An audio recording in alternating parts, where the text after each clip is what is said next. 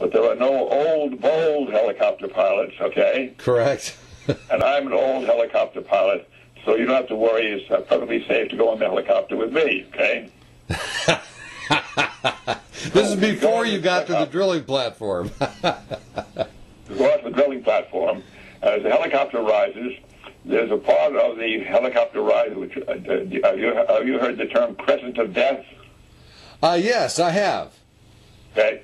There's a part of that helicopter ride in which you're in the crescent of death.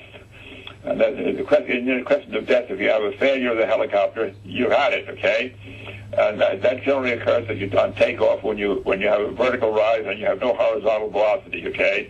And you tilt over to go horizontal velocity. Right now, you're in the crescent of death, okay? Understood. Oh, this helicopter I'm in, we get up and we try and we tilt, and all of a sudden there's a crack, and the tail rotor fails, okay? And the helicopter starts to go into a rotation, okay? And I know it's going to rotate, and it's going to nutate, and it's going to crash, and we're all going to be done in, okay? All right? See that? Yes, sir. Okay. Well, it turns out a very experienced pilot, and he comes in, and fortunately we landed in such an altitude that our top rotor did not hit the ground, okay?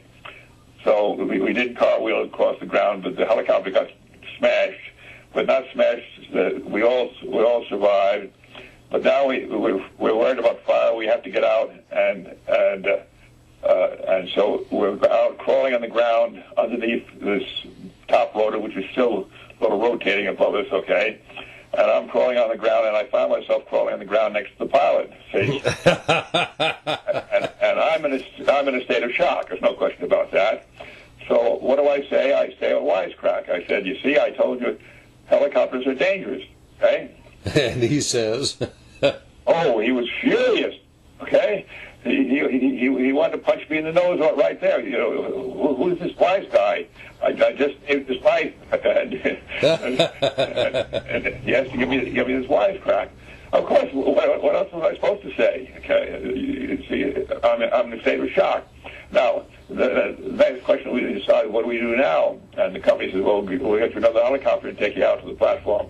And oh my God, what do we say? Well, no way in hell are you taking me out of the platform. I'll take a boat. No, we'll just cancel this visit. And then as we cancel this visit, they get rental cars for us. And I said, I'll take the rental car, but I'll tell you, I'll take the rental car under one circumstance. They said, what's that? I'm going to drive the car. Yes, sir. So you never got out to the drilling platform and never looked at what they were doing? Is that the fact? That's true. That's right. That's right. So, I guess it's about time you went out to the Gulf and took a look at a drilling situation. I'll see if I... No, maybe not. No.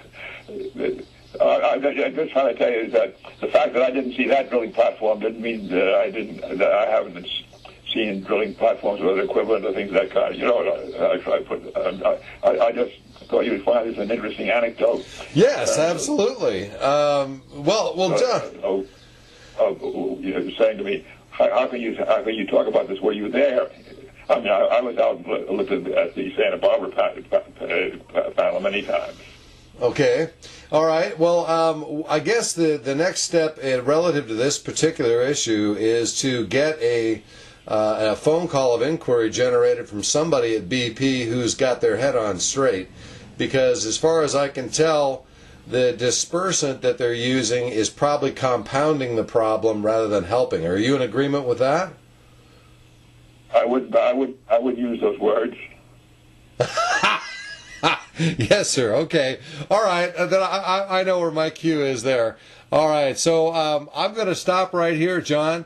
And there are other things that I would definitely like to talk to you about, but they're not relative to the Gulf.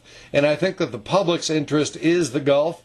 I think that the public is best served by finding a resolution to it, and I think you are a tremendous asset in the search for that resolution. So let me do my press-like job while the Fourth Estate sits on their ass. You have no responsibility to get back to me unless getting back to me is required by you to get some information which you can't get any other way.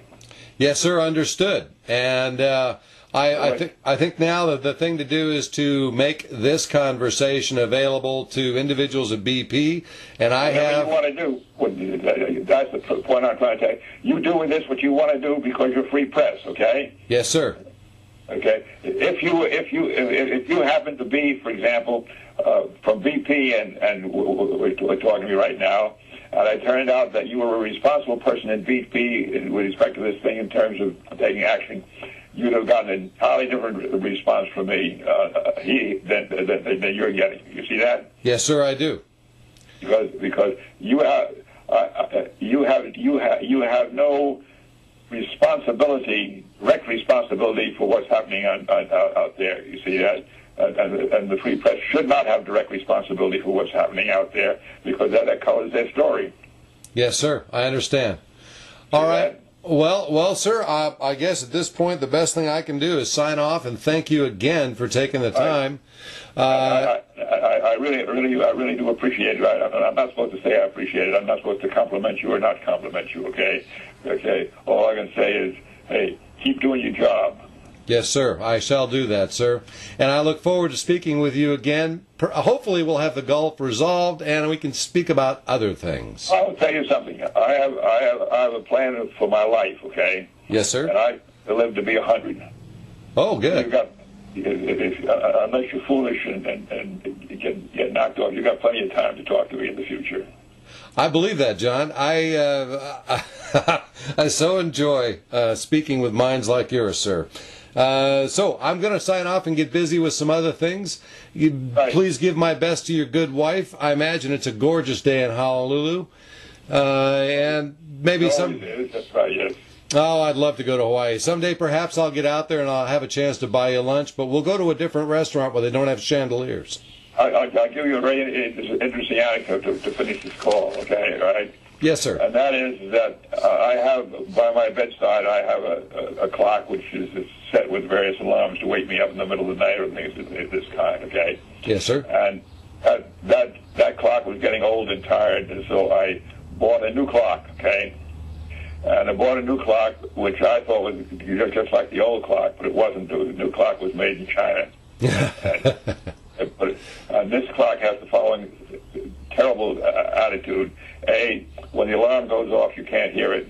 B, when you turn the alarm off, it has a wake up again 10 minutes later, snooze alarm. It has things of this kind. You have no idea about it. This morning, that clock was misbehaving exactly the way I wanted, and I wanted to get some further sleep. I couldn't get any further sleep because the damn clock was going off, okay? And I was about to throw the clock in the garbage when your phone call came in. There are other energies at work, I think, in all of this. And I did call several times. You heard my message that I was willing to call Honolulu PD and have them come out and knock on your door and make sure you were okay. I told you, as a matter of fact, you may have called a couple of times because I almost broke my neck in getting to the phone. I understood that. You had said in your email to me to call me immediately and any time, night or day. And I was cursing under my breath because I had intended to set the phone next to my bed. Okay, last night when I went to bed, and I didn't do it. Well. That's all right. We got our conversation in, and I didn't have to call Honolulu PD, but, you know... by the way, the thing I don't know about, where are you? Oh, yes, sir. I'm in a little tiny town called Ellensburg, Washington. It's 100 miles east of Seattle on I-90, home to Central Washington University and a whole lot of hayfields. Okay, all right. Okay. I grew up in Pebble Beach and Carmel on the ocean, and I miss it to this day. Lived in the San Juan. The phone number that I had for you doesn't work for calls into you. It only works for calls out from you. No. My phone number at the landline, which is what I emailed to you, it absolutely should receive calls. I don't have any kind of blocking on my phone that I know of any kind. Well, you must have. Now, is that the number? What's that number? 808? What is it? No. 808 is your area code. My number is area code 509